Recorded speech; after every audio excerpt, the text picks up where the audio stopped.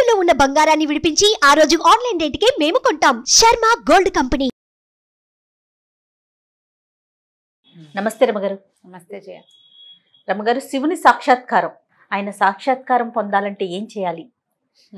ఏ మార్గంలో పయనిస్తే మనకు లభిస్తుంది అంటారు? అంటే సాక్షాత్కారం అంటే సినిమాలలో గడ్డిగా మన శివుడు ప్రత్యక్షం అయిపోతాడు అలా అని అనిపిస్తోంది కాబోలు, అంతే. అదే నా ప్రశ్న.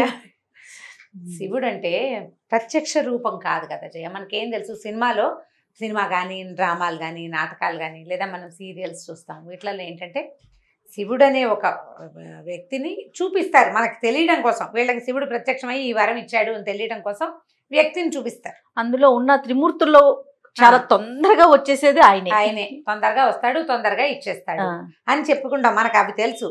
శివుడు అట్లా సాకార రూపిగా మన ముందు ప్రత్యక్షం అవుతాడని, మనలాగానే ఇంకొంచెం ఘనంగా ఉంటాడని మనకు అదే తెలుసు.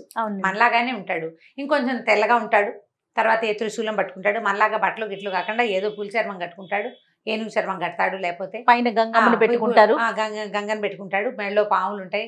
మనకి తెలుసు కాబట్టి శివుడు అంటే ఇలా ఉంటాడు అని మనం అనుకుంటున్నాం. అవునండి. నిజానికి శివుడు ఇలా ఉంటాడా గ్యారంటీగా మనకు తెలుసా? మనకి బుద్ధి నిలవడానికి ఇలా ఉండి ఉండొచ్చేమో అన్న ఊహకి ప్రతిరూపంగానే మనం గీసుకునే చిత్రాలు, చూసుకునే ఫోటోలు, వారైనా మనకు పంపించే రకరకాల ఇమేజ్లు అవన్నీ. శివుడు అనే ఆయన ఈ ప్రపంచం మొత్తాన్ని లయకారకుడు, ప్రపంచం మొత్తాన్ని లయం చేసేవాడు. అవును కదా. ఇప్పుడు చూడు, ఒక 10 మందికి 20 మందికి మేలు చేసేవాడిని మనం మహానుభావుడు అంటాం. ప్రత్యేకమైన వ్యక్తులు. ఒక 5-6 వేల కుటుంబాలకి గురువుగా ఉండే ఆయన ఇంకా ప్రత్యేకం. ఏదో మంచి కళగా సాత్వికంగా వాళ్ళ మొహాలు కనిపిస్తాయి గురూజీలు మనకి. 100 మందిని 100 కోట్ల మందిని అట్రాక్ట్ చేయగలిగిన వాడు, ఇంకా వాళ్ళకి బోల్డ్ పవర్స్ ఉన్నాయి తెలుస్తుంది. మొత్తం ప్రపంచంలో ఉన్న ప్రాణికోటి అందరికీ ఆజ్ఞ జారీ చేయగలిగేవాడు మనలాగానే కాళ్ళు చేతులతోటి ఉంటాడమ్మా. ఇలాగే ఉంటాడా? ఇలా ఎలా ఉంటాడు? అలా ఊహించకూడదు అసలు. మనకి బుద్ధి నిలవడం కోసం ఏర్పడిన రూపాలు ఇవి. నీ దృష్టి భగవంతుని యందు నిలవడం కోసం మొదటి ఇప్పుడు ఊరికే గోడకేసి చూస్తూ ధ్యానం చేయండి అన్నారనుకో, గోడకేసి చూస్తుంటే అలా పోతూ ఉంటుంది కన్ను. అదే అక్కడ ఒక చుక్క పెట్టారనుకో, ఆ చుక్క కేసి చూస్తుంటే మెల్లిగా ఏమైతే అలా చూస్తున్నాం అనుకోండి. ట్రై చేసి ప్రతి వాళ్ళు చూడండి, తెలుస్తుంది. ఇప్పుడు నేను నీ కేసు చూస్తున్నా, నీ బొట్టు కేసు చూస్తాను అనుకో, కాసేపు అయ్యాక నీ బొట్టు ఇట్లా పెద్దదైపోయినట్టుగా తెలుస్తుంది. దృష్టి దాని మీద నిలబడుతుంది.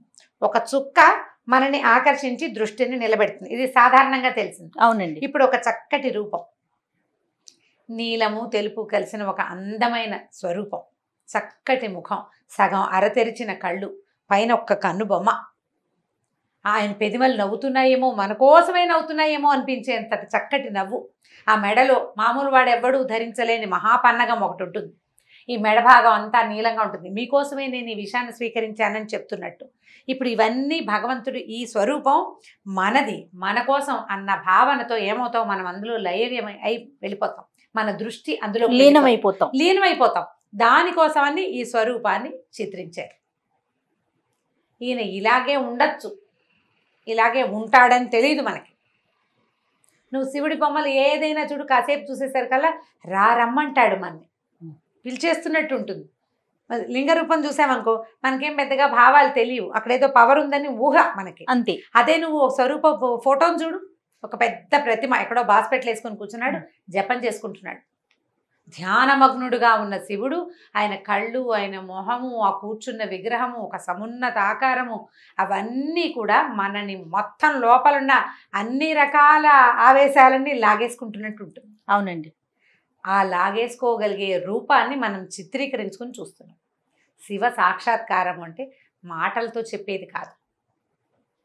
మాట ఊరికే ఒట్టి పదం, అది అంతే. నిజంగా సాక్షాత్కారం లభించిన వాడు ఎవరిని మనం చూడలేము. వాళ్ళు మనలాగా మామూలుగా ఏమి ఉండరు. పొందిన వారు కూడా ఉండరంటారా రమగారు? ఎందుకు ఉండరు? మహానుభావులు ఎవరో ఒకళ్ళు మనలాగా ఉండరంటారా? మనలాగా ఇప్పుడు ఈ సంసారంలో ఉండరు కదా, ఇంకా వాళ్ళకి ఏది అక్కర్లేదమ్మా. ఒక్కసారి భగవంతుణ్ణి కంటితో చూడడం అంటే బ్రహ్మానంద స్థితి. ఆ స్థితిని అనుభవించిన వాడికి ఇంకా ప్రపంచంతో పనే ఉంది. ఎవరు కావాలి ఆయనకి? ఇంకా ఏమీ అక్కర్లేదు, ఇక ఏ ఆశ లేదు. ఒక్కసారి భగవంతుణ్ణి కంటితోటి చూడగలిగిన వాడు, పైగా ప్రధానమైనది ఏంటంటే నేకెడ్ అయి భగవంతుణ్ణి చూడలేదు. ఈ కన్ను బయట ప్రపంచాన్ని చూస్తుంది. కన్ను వెనకాలేముందో కంటికి తెలుసా? కంట్లో ఒక నలుసు పడింది, అదేమిటో నువ్వు చెప్పగలవు? నా కంట్లో పడ్డ నలుసు నల్లగా ఆకుపచ్చగా 2 గీతలు ఉన్నాయి దాంట్లో అని చెప్తావా? నువ్వు అద్దంలో చూసుకోవాలి నువ్వు. అంతే. ఏమి కన్ను ప్రపంచం అంతటినీ చూస్తుంది కదా, దాన్ని ఎందుకు చూడదు? పోనీ నా రంగు ఏదో నా కంటికి తెలుసా? నేను అద్దంలో చూసుకుంటే తెలుస్తుంది. లేకపోతే పోనీ నీ కంటి వెనకాల 376 నెర్వ్స్ ఉంటాయి, ఏదో ఒక నెర్వ్ని చూడమను. ప్రపంచాన్ని మాత్రమే చూడగలదు, బయటని బాహ్యమైన దానినే చూస్తుంది. మన అవయవాలన్నీ కూడా బాహ్యంగానే ప్రవర్తిస్తాయి. ఇప్పుడు మనం చెవితో అన్ని శబ్దాలు వింటామా జయ? మన చెవి లోపల శూన్యం ఉంటుంది. ఆ శూన్యంలోకే ఈ సౌండ్ వెళ్ళి ఇది మెదడుకి తగిలి తెలియజేస్తుంది. ఆకాశం ఉంటుంది చెవి లోపల. శబ్ద గుణకం ఆకాశం అని చెప్తారు, ఎందుకంటే శబ్దాన్ని కలిగించేది ఆకాశం, అదే చెవిలో ఉంటుంది. చెవి కూడా అంతే, దాని లోపల శబ్దాలు తెలియదు. మెదడులో ఒక టప్పమని ఒక నరం పగిలింది, మన చెవి దాన్ని వినలేదు. మనకు మతిపోతే డాక్టర్ చెప్తాడు వీళ్ళకి మెదడులో నరం చిట్లిందండి అని. ఏమి బయట ప్రపంచాలు చిటుక్కుమన్నా ఓ గుడ్డు సూది పడినా వినపడుతుందే నీ చెవికి. తన లోపల తన వెనకాల నరం చిట్లింది, దానికి ఎందుకు తెలీదు ప్రశ్నే. ఇప్పుడు బాహ్యేంద్రియాలు ఏవి భగవంతుణ్ణి చూడలేవు, ఇవన్నీ బయటకి ప్రసరించేవి. అంతరింద్రియంతో భగవంతుణ్ణి తెలుసుకోవాలి. ఇప్పుడు అంతరింద్రియం ఏమిటి? మనకు లోపల ఏముంది? మనసు, బుద్ధి, అహంకారము, చిత్తము, ఈ 4 శరీరం లోపల ఉన్నాయి మనకి. నీ మనసు ఎక్కడుంది? ఫలానా చోట ఉందని చెప్పగలమా? బుద్ధి, ఇది మెదడు, దీని పేరు మెదడు, దీంట్లో బుద్ధి ఉందా? ఉంటే ఉండొచ్చు, లేకపోతే లేకపోవచ్చు. చిత్తం, చిత్తశాంతి అనే పదం వాడుతుంటాం. అవునండి. ఏమిటి ఆ పదార్థం? చిత్తం, అది కూడా లోపలే ఉంటుంది. అహంకారం, అహంకారం లేనిదెవరు? నేను అనే భావన ఉంది చూసావా, అది ప్రతివాడికి ఉంటుంది. ఈ 4టిని మూసేస్తే అప్పుడు అంతరింద్రియం తెరుచుకుంటుంది, అంతర్నేత్రం భగవంతుణ్ణి చూడగలుగుతుంది. ఈ 4టితోటి కూడా మనం భగవంతుణ్ణి చేరలేం. ఇప్పుడు మనసు అన్ని చోట్లకి పరిగెడుతుంది. ఏది? ఆఫ్రికా వెళ్తావు నీ మనసుతోటి. ఈ ఆఫ్రికా ఎలా వెళ్తావు నువ్వు? ఆఫ్రికా ఈ మొత్తం ప్రపంచ పటంలో ఫలానా చోట ఉంది అని నువ్వు కంటితో చూసి తెలుసుకున్నావు. ఆఫ్రికాలో నల్లటి మనుషులు, ఎత్తైన వాళ్ళు, జీబు జుట్టు ఉన్న వాళ్ళు ఉన్నారని నువ్వు చదివాం, నీకు తెలుసు కదా. ఇప్పుడు ఆఫ్రికాకి ఫ్లైట్లో వెళ్ళాలి, అక్కడ కొబ్బరి చెట్లు ఉంటాయి, సముద్రాలు ఉంటాయి, అవన్నీ నీ ఊహ. నువ్వు ఏవేవి ఇక్కడ చదివావో, ఏవి తెలుసుకున్నావో అక్కడికే నీ మనసు ప్రసరిస్తుంది. ఇక్కడి నుంచి నువ్వు ఆఫ్రికా వెళ్ళిపోతుంది నీ మనసు. నీకు ఆఫ్రికా అనే ప్లేస్ తెలిసి, పేరు తెలిసి, అక్కడ వీళ్ళంతా ఉంటారని తెలిసిన చోటకే నీ మనసు పరిగెడుతుంది. నీకు తెలియని ఒక విషయం వైపు నీ మనసు ఎలా వెళ్తుందో చెప్పు. కష్టం, వెళ్ళదు. అందుకంటే వేగమైనది ఏది అంటే మనసు కదా. నీకు తెలియని విషయానికి వెళ్తుందా మనసు? వెళ్ళదు. తెలిసిన వాటికే వెళ్తుంది. ఇవంతా తెలుసు నీకు, ప్రపంచం గురించి మొత్తం తెలుసు. కానీ కన్ను ఏం చూస్తుందో దాన్నే ఇప్పుడు మనసు తెలుసుకుంటుంది కదా. ఇప్పుడు మనసు కూడా తనకి తెలియని విషయం ఏమిటంటే భగవంతుడనే బ్రహ్మ పదార్థం మనసుకు తెలియదు. అది ఎప్పుడు చూడలేదు కదా. కన్ను చూస్తే మనసుకు తెలుస్తుంది, కన్ను చూడనప్పుడు మనసుకు ఎలా తెలుస్తుంది? చెవన్నా వినాలి. కన్ను చూడాలి, చెవి వినాలి, ఆ 2 జరగలేదు. జరగకపోతే మనసుకు తెలిసేదే లేదు. సో ఇప్పుడు మనసుతోటి కూడా మనం భగవంతుడిని చేరలేం, లాభం లేదు. మరి దేంతో వెళ్తావు భగవంతుడి దగ్గరికి? ఈ మనసు, బుద్ధి, అహంకారము, చిత్తము, ఈ 4 కూడా ప్రస్తుతపు జీవితాన్ని ముందుకు తీసుకెళ్ళటానికే మనకు ఉపకరిస్తాయి. కొత్త విషయాన్ని, జ్ఞానాన్ని పెంపొందించుకోవటానికి ఉపకరిస్తాయి. భగవంతుని చేరాలంటే వీటిని మాన్పాలి, వీటిని తగ్గించుకోవాలి, వీటిని వదిలిపెట్టేసేయాలి, మనసుని దాటి ప్రవర్తించాలి. ఇప్పుడు ఈ 4 అనుకుందాం. మనకు మామూలుగా ఇంద్రియాలు ఉన్నాయి. ఏమేమిటి? జ్ఞానేంద్రియాలు, పంచ జ్ఞానేంద్రియాలు, పంచ కర్మేంద్రియాలు. జనరల్గా తెలిసినవే కదా. కన్ను, ముక్కు, చెవి, నాలుక, చర్మం. ఓకే. అక్కడి నుంచి కాళ్ళు, చేతులు, లోపల ఉండే రహస్యవయవాలు, ఇవి మొత్తం కలిపి 10. అంతే కదా. అవునండి. ఈ 10 తోటి మనం అన్ని రకాల ప్రవర్తనలు చేస్తాం. అవును. ఇవి 10, లోపల ఉన్నవి 4. మనసు, బుద్ధి, అహంకారము, చిత్తము 4. వీటితో పాటు ఈ 14 తోటే మనిషి ఉంటాడు ఇప్పుడు ప్రస్తుతం ఎవడైనా సరే, నువ్వు నేను కూడా సమస్తమైన వాళ్ళు. అంటే ఇప్పుడు చెయ్యి నేనేనా? మీలో భాగం. కాలు నేను కాదు, చెవి నేను కాదు, ఈ ముక్కు నాలుక ఏది నేను కాదు, ఇవన్నీ కలిపి నేను. అంతే. అవును. ఇప్పుడు నేను మరణించాను అనుకుందాం. ఈ నేను అనే వ్యక్తి మరణించాడు. వీడి శరీరం అంతా ఇక్కడే ఉంటుంది. వీడి పంచ జ్ఞానేంద్రియ పంచ కర్మేంద్రియాలు రోడ్డు మీద ఇక్కడే కనపడతాయి మనకి. వీడు ఇక్కడే ఉన్నాడు కాబట్టి వీడి చిత్తము అతీతము మనసు అహంకారము బుద్ధి వాడిలోనే అక్కడే ఉండాలి కదా. కానీ వీడు ఎందుకు కదలడు? దేనివల్ల వీడు కదలటం లేదు? ఇంతకుముందు దేనివల్ల కదిలాడు, ఇప్పుడు దేనివల్ల కదలటం లేదు? ప్రాణం లేకపోవటంతో. ఇప్పుడు ప్రాణం అనే వస్తువు ఏమిటి? ఈ ప్రాణం ఎక్కడికి వెళ్ళింది? ప్రకృతిలో కలిసిపోయింది. ముందు ఎక్కడి నుంచి వచ్చింది? ప్రకృతి నుంచే వచ్చింది. ఇప్పుడు ఆన్సర్లు కరెక్ట్గా ఉన్నాయి నీ దగ్గర. ప్రకృతిలోంచి వచ్చిన ప్రాణం ఒక ఇంత చుక్కలోకి ప్రవేశించి వాడిని ఇంత ఇంత ఇంత ఇంత ఇలా చేసి కాళ్ళు చేతులు అన్నీ వచ్చేలాగా చేసి ఇంత వాడిని చేసి బయట పెట్టింది. ఇంతవాడు అంతవాడయ్యాడు. తర్వాత ఇలా వంగిపోయాడు, తర్వాత వెళ్ళిపోయాడు. ఇప్పుడు వీడికి ఇంతగా ఉన్నప్పుడు ఒకడే కదా? అవునండి, ఒకడేనా? ఇప్పుడు వీని ఇంత నుంచి ఇంత దాకా వాడితో పాటే ఉన్నది, ఇప్పుడు ఎక్కడికో వెళ్ళిపోయింది. వెళ్ళి ఏం చేస్తుంది? అది మళ్ళీ ఇంతలోకి ప్రవేశిస్తుంది. ఆ జీవం ఎక్కడో ప్రవేశిస్తుంది. ఖచ్చితంగా ప్రవేశిస్తుంది అమ్మగారు. తప్పేది లేదు. ఎప్పుడు ప్రవేశించదు అనే దాని మీద మనం మాట్లాడుకోవాలి. ఇది తప్పనిసరి. ఇందులో ఏ మార్పు లేదు. నువ్వు మనిషిగా పుడతావా, జంతువుగా పుడతావా, క్రిమికీటకాదులుగా పుడతావా, నువ్వు ఎలా పుడతావు అనేది నువ్వు ఇప్పుడు చేసిన కర్మలు, ఇంతకుముందు చేసిన కర్మల మీదే డిపెండ్ అయ్యి ఉంటుంది. మన కర్మల మీదే. ఖచ్చితంగా. ఈ కర్మ సిద్ధాంతమే భారతీయ తాలూకు అస్తిత్వ సిద్ధాంతం. ఇదే భారతీయ అస్తిత్వం. కర్మ సిద్ధాంతమే భారతీయుల ప్రధానమైన సిద్ధాంతం. ఇవాళ నువ్వు ఒప్పుకోకపో. మేము ఒప్పుకోమండి, మేము ఒప్పుకోవద్దు. ఒప్పుకోకపోయినా తప్పేది లేదు. ఒప్పుకోకపోయినా ఇవాళ 6 అడుగులు ఉన్న నువ్వు ఒకప్పుడు నువ్వు ఒక్క సూది మన మోపినంత చుక్కవి, నువ్వు ఒప్పుకు తీరాలి. ఖచ్చితంగా. సృష్టి ఇప్పుడు సూది మన మోపినంత చిన్న డ్రాప్ నుంచి నువ్వు ఇంత వాడివయ్యేందుకు నువ్వేం చేసావు? నువ్వేం చేయలా. నీ లోపల కదులుతోంది ఆ ప్రాణం. అది నీతో ఉంది కాబట్టి ఉన్నావు నువ్వు. అది నీతో ఉంది. ఇప్పుడు ఆ ఉన్నదే భగవంతుడు, అదే శివుడు. అది మనతో ఉన్నంత కాలం మనం ఉంటాం. అంతా నాదే. మరి ఎందుకు గుర్తించలేకపోతాం అంటారు? దాన్ని విష్ణుమాయ అంటారు. ఇప్పుడు భగవంతుడు ఈ మాయ ఆవరణతోటే మన కథ నడిపిస్తాడు. జయ, నేనే దేవుడిని నీకు మొదటి రోజునే తెలిసిపోయింది, అందరికీ తెలిసిపోయింది. పుట్టగానే నేను దేవుడిని తెలిసిపోతే సృష్టి ఎలా ముందుకెళ్తుంది? ప్రపంచం ఎలా నడుస్తుంది? ఒక్కొక్కడు తెలుసుకుంటాడు. జనన మరణ చక్రాన్ని దాటుకుంటూ వెళ్తాం. ప్రతివాడికి తెలుస్తుంది. కొంతమందికి 1,00,000 జన్మల తర్వాత తెలిసేవాడు కూడా ఉంటాడు. కొద్ది జన్మల్లోనే తెలుసుకోగలిగిన వాడు కొంతమంది ఉంటారు.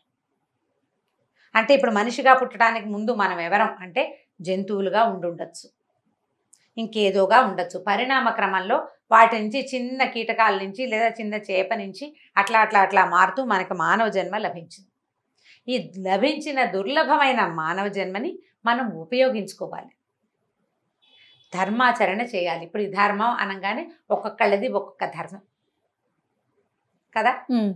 మళ్ళీ ఇందులో బోల్డని జాతులు, మనం ఇప్పుడు చెప్పుకుంటున్న కులాలు, బోల్డని సిద్ధాంతాలు, ద్వైతము అద్వైతము, ఇంకొకటి బుద్ధిజము, జైనిజము, ఎన్నో ఇప్పుడు ఇంకా చాలా ఉన్నాయి. వాటితో పాటు మధ్య మధ్యలో కొంతమంది గురువుగారులు వాళ్ళ సొంత సిద్ధాంతం ఒకటి ప్రవేశపెడుతుంటారు. వాళ్ళు ఉన్నారు సిద్ధాంతకర్తలు. ఎవరు చెప్పినా అల్టిమేట్గా చెప్పేది చివరికి ఇదే కదా జరిగేది. దాంట్లో నుంచి మనం భగవంతుడిని చేరుకునే విధానాన్ని తెలుసుకోవాలి. భారతీయులకి భగవంతుడు ఇచ్చిన పెద్ద అవకాశం ఏంటంటే భగవద్గీత.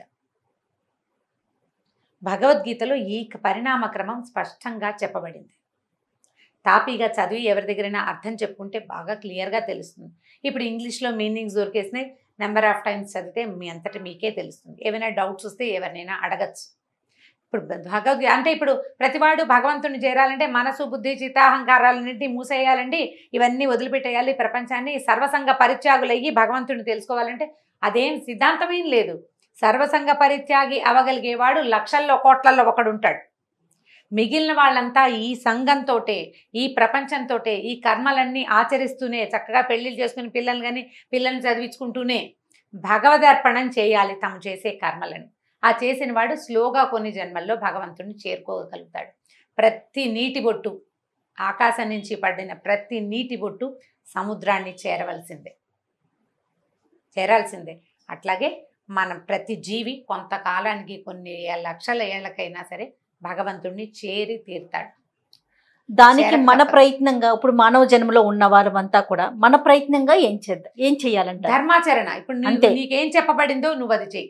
ఇప్పుడు ఎలా ఎవరి పాత్రని వాళ్ళు పోషించటము, ఎవరి పాత్రని వాళ్ళు పోషించడం. మనం ఒక కుటుంబంలో ఉన్నాం. మన కుటుంబానికి ఒక పద్ధతి, ఓ పందా ఉన్నాయి.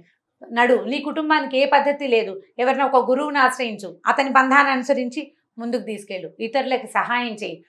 నీ దగ్గర 4 ముద్దలు అన్నం ఉంటే ఒక ముద్ద ఆకలి కొన్నవాడికి ఒక ముద్ద పెట్టు. 4 పక్షులు మీ వాకిట్లో తిరుగుతుంటే 2 గింజలు ఆ పక్షులకు వెయ్యి. ఓ దేవాలయానికి వెళ్ళు, భగవంతుని ప్రార్థించు. ఈ ప్రపంచంలో ఉన్న శక్తి అంతటిని వాడుకోమని నాకు ఇచ్చావు ప్రత్యక్ష నారాయణమూర్తి అని సూర్యుడికి దండం పెట్టు. కార్తీక మాసం మాఘమాసం స్నానం చేస్తావు చెయ్యవు, ఎలాగోలాగా ఉండు, కనీసం నువ్వు ఇతరులకి సహాయం చేయి. దానివల్ల నువ్వు చేసే చాలా చెడు పనుల నుంచి నీకు కర్మక్షయం కలుగుతుంది. ఆ కర్మలన్నీ తగ్గిపోతాయి. నీకు మంచి సుకర్మలు పెరుగుతాయి, కుకర్మలు తగ్గిపోతాయి. ఇతరులను మోసం చేయకు, పరుల ధనాన్ని అపహరించకు, పరోపకారం చేయడానికి ప్రయత్నం చేయి. పెద్ద ధర్మాచరణ అందరికీ కుదరదు జయ. మేము చేస్తున్నామని నిన్ను చేయమని ఎవరైనా ఎలా అంటారు? నీకు కుదిరింది, నీకు అవకాశం ఉంది, నీ బుద్ధి దాని యందు నిలిచింది. కొంతమందికి నిలుస్తుంది బుద్ధి, రోజు గుళ్ళోకి వెళ్ళాలి, కుదుర్చుకుంటారు. వాళ్ళకి ఇంట్లో కుదురుతుంది, వాళ్ళకి అవకాశం వస్తుంది, వాళ్ళ బుద్ధి కుదురుతుంది. కొంతమందికి అవకాశం ఉండదు, బుద్ధి కుదురుతుంది. కొంతమందికి బుద్ధి కుదిరిన ఏ అవకాశము ఇవ్వరు భగవంతుడు.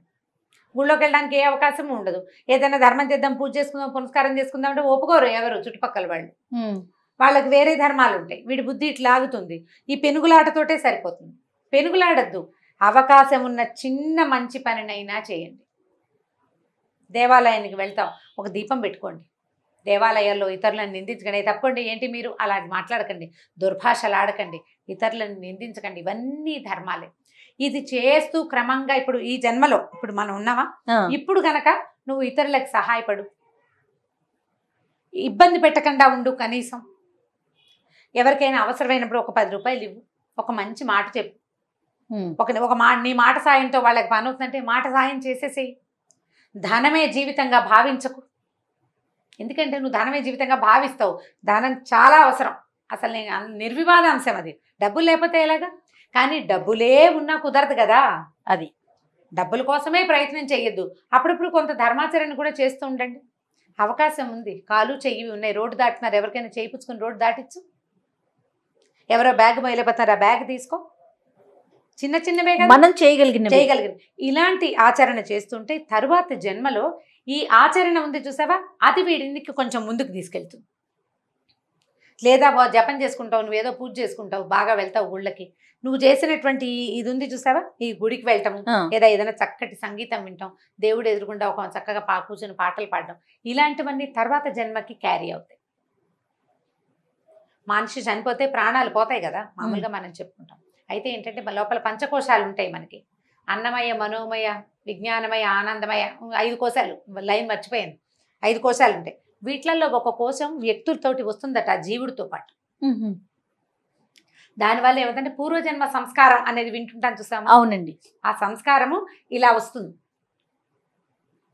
జీవుడితో పాటు వచ్చిన ఆ ప్రత్యేక కోశంలో వాడు ఈ జన్మలో ప్రగాఢంగా విశ్వసించిన ఒక ధర్మం, చాలా ఆసక్తిగా విన్నటువంటి సంగీతం కానీ, చాలా ఆసక్తిగా చేసిన ఒక క్రియ కానీ, ఇంట్లో ఎవరికి రాదండి, మా ఈ పిల్లాడికి సంగీతం వచ్చు అంటారు. వాడిది పూర్వజన్మ సంస్కారం వల్ల వచ్చిందంట. అది వాడితోటి వెళ్తుంది. నువ్వు ఇప్పుడు దుర్మార్గమైన పనులు చేసావనుకో, కొంత వస్తుంది నీతోటి. ఇంట్లో అందరు వెజిటేరియన్స్ అయితే నీకు ఒక్కడికి చేపలు చూస్తే తినబుద్ధి అవుతుంది. వదిలిపెట్టలేవు. ఆ మరణ సమయంలో కూడా నీకు చేపలే గుర్తొస్తాయి, అవే తినాలనిపిస్తూ పోయావనుకో, అది గుర్తు చేసుకుంటాం అనమాట మనం. కాబట్టి ప్లాన్డ్గా చేసుకోవాలి. ఇప్పుడు మనకు అవకాశం ఉంది, భగవంతుడు మనకి మనిషిగా పుట్టేందుకు అవకాశం ఇచ్చాడు. సాధ్యమైనంత దుష్ప్రవర్తన చేయకుండా సత్ప్రవర్తన చేయటానికి అవకాశాలు తీసుకోవాలి. శివ సాక్షాత్కారం ఎప్పటికో జరుగుతుంది. భగవంతుణ్ణి మనం తెలుసుకున్నాక ఇక మళ్ళీ పుట్టము మనం. మళ్ళా మనకి పుట్టుక లేదు, పునరావృత్తి రహితమైన ముక్తి. అండి దాన్నే ముక్తి లేదా మోక్షం అంటారు. అదే భగవంతుడిని చేరటం. ఇంకా అక్కడ చేరాక ఇక నువ్వు పుట్టేదేం లేదు. మళ్ళీ ఇంకోసారి యుగం మళ్ళీ మొదలవుతుంది కదా, ప్రపంచం అంతా మొదలయ్యేది ఇంకెన్ని తరాల తర్వాత, ఎన్ని యుగాల తర్వాత. అప్పుడు అందరితో పాటు నువ్వు వస్తావు. నువ్వు ప్రత్యేకమైన వాడివి కాదు, నువ్వు ప్రత్యేకమైన వాడు కాదు. వీళ్ళందరూ సముద్రంలో నీటి చుక్కల్లాగా భగవంతుడిలోటి భాగాలం మనం. భగవంతుడు అనే ఒక పెద్ద వస్త్రంలోని ఒక్కొక్క నూలు పోగు ఒక్కొక్క ప్రాణి.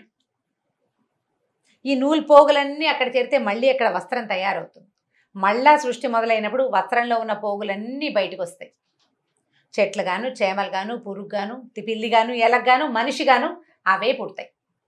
నేను ఆ వస్త్రంలోని దాన్నే వాణ్ణే అని మనం తెలుసుకోగలగాలి. ఆ సముద్రపు నీటి చుక్కనే అని గనక మనకి తెలిసిందా, నాలాంటి వాడే నువ్వు కూడా, నా ఎదురుగుండా ఉన్నవాడు కూడా నాలాగానే ఒక భగవంతుని స్వరూపం.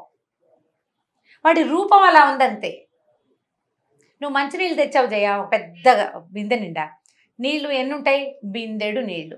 దాన్ని గ్లాసులో పోసావు, గ్లాసుడు నీళ్ళు. పోనీ చెంబులో పోసావు, చెంబుడు నీళ్లు. ఇప్పుడు అన్నిట్లలో ఉన్నది ఏమిటి? నీళ్ళే. రూపమేగా మారింది. అంతే. ఆఫ్రికాలో నల్లగా ఎత్తుగా జీబు చుట్టుతోటి ఉన్నా వాడు దేవుడే.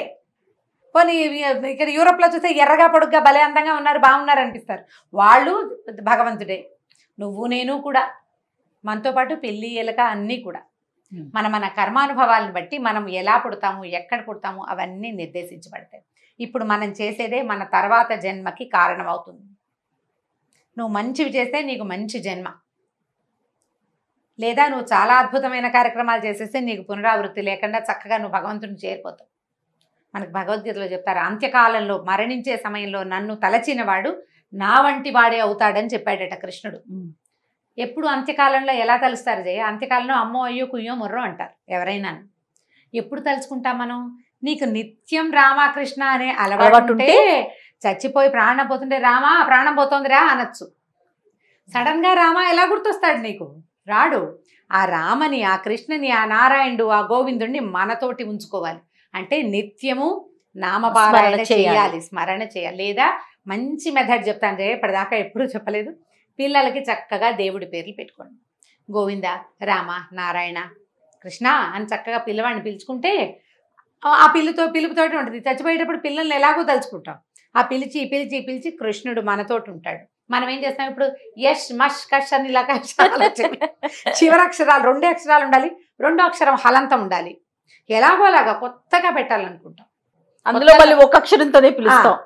కొత్త అక్షరంలోనే ఒకే అక్షరంలో పిలుస్తున్నాం. అదేదో సినిమాలో లీ అని పిలుస్తుంటారు వాడిని. లీ అనేది పిలిపేయటం విచిత్రంగా ఉంటుంది. లీ అని పే అని పిలుచుకోకుండా చక్కగా దేవుడి పేర్లు కనుక పెట్టుకున్నామంటే ఏం చక్కగా దేవుడి పేరుని పిలుచుకుంటూ ఉండొచ్చు రోజంతా. దీని మీద మొన్న కార్తీక పురాణంలో ఒక కథ కూడా ఉంది, అజామిళుడి కథ. అందులో నారాయణ నారాయణ అని పిలుస్తాడు. చచ్చిపోయేటప్పుడు కొడుకుని పిలుస్తాడు ఆయన. నారాయణ దూతలు వచ్చేస్తారు, విష్ణు పార్షదులు వచ్చి తీసుకెళ్ళిపోతారు అతను. కాబట్టి చక్కగా పిల్లలకి ఈ పేర్లు పెట్టుకోండి. భగవత్ సాక్షాత్కారం బహుసులువుగా జరుగుతుంది. మనకి ఇచ్చిన ఈ జన్మను ఉపయోగించుకొని తోటి వారికి మనం చేయగలిగినంత ఉపకారం చేయాలి. అంతే. రైట్ అమ్మగారు, నమస్తే. నమస్తే జయ. ఈ వీడియో కనుక మీకు నచ్చినట్లయితే లైక్ చేయండి, షేర్ చేయండి. మరిన్ని వీడియోస్ కోసం మా ఛానల్ని సబ్స్క్రైబ్ చేసుకోండి.